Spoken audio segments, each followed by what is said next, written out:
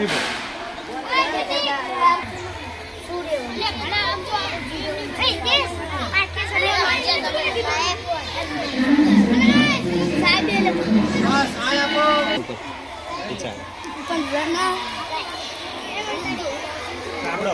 વસ્તુ આપણે શું બનાવીએ ખબર છે? શું છે? જે આપણે જે ઝાડના બાર અત્યારે જે આપણે કાપી ઓછા થઈ ગયા છે ને એના લીધે વરસાદ ઓછો આવે છે, પછી ગરમી બહુ પડે છે, તો આપણે આ જે અત્યારે જે સીડ છે, આ જે બી છે ને એને સીડ કહેવાય. હવે આ તમે અંદર નાખી અને નાના બોલ બનાવો અને એ સીડ બોલ છે. શું કહેવાય? નાનો દડો બનાવો ને અને ઇંગ્લિશમાં સીડ બોલ છે. હવે એ બોલ જે તમારે રાખવાના અને પછી તમે તમારી જે પણ જગ્યાએ તમે ગમે ત્યાં રમવા જાઓ, તમારું ખેતર હોય કારણ કે તમે નાખો એટલે આ શું થાય? જમીનની અંદર એકલા બી હોય ને તો ગમે ત્યાં ઉડી જાય, પણ અંદર માટીની જોડે ચીપકેલા હોય ને તો ધીરે ધીરે એનો વિકાસ થાય અને પછી જ્યાં તમે નાખો ત્યાં કને એના મૂળ થાય અને સરસ મજાના ઝાડ થાય. બરોબર છે? આપણે ક્યાંય રોપવા જવું પડે નહીં. એના માટે આપણે સીડ બોલ બનાવવાના. હવે રોજ જ્યાં સુધી ચોમાસું રહેશે ત્યાં આપણે થોડું અલગ આવા બીઓ લાવી અને આપણે બનાવશું. તમારા ઘેર હોય તો લીંબોડી લીટી આવવાની પાકી એની પણ આપણે બનાવી ગમે તે તમારા ખેતરમાં નખાવશું. બરોબર છે? અને બી કેટલા નાખજો? આટલા નાના બોલ કેટલા બનાવવાના છે? નાના. ચલો લાવ અહીંયા આ વસ્તુ દેખાય છે?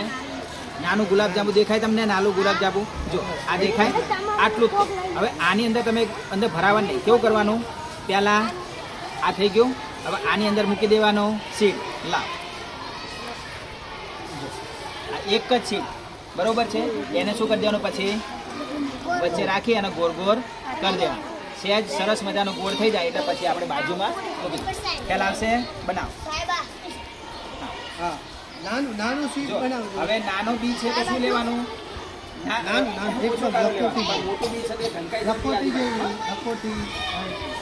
નાનું બીજ હોય તો નાનું લેવાનું, મોટું હોય તો મોટું. પણ બહુ તો બહુ મોટું લેવાનું. પ્રમાણે સીડ બનાવો. હજુ નાનું એના બે થશે. જેવું બી એવું સીડ. હા, અને એવું સીડ બોલ એવા બનશે. મોટું બી હશે તો સીડ મોટું બોલ બનશે. જેવડું જ બનાવો કારણ કે જલ્દી બહાર નીકળી જાય. બરાબર? જો વધારે હશે ને જાડું આવડું મોટું દડો તો વધારે બહાર નહીં નીકળી શકે.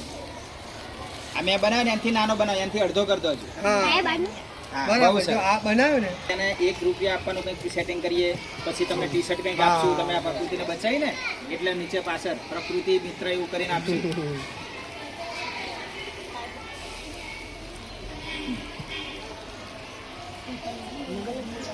આપણે આ જે ટ્રેક્ટર લાયા છે ને એ આ બોલ બનાવવા માટે જ લાયા છે. હમણાં અહીંયા મજૂરો પર થઈ લે ને એટલે ઠલવાઈ દઉં. પછી રોજ આપણે રિસેસમાં આ કામ કરશું.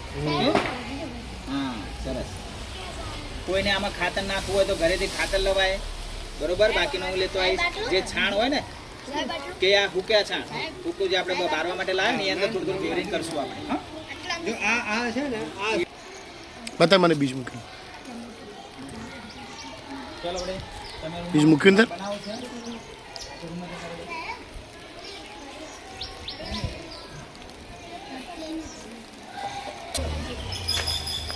એક સાથે બધા આવી જાઓ.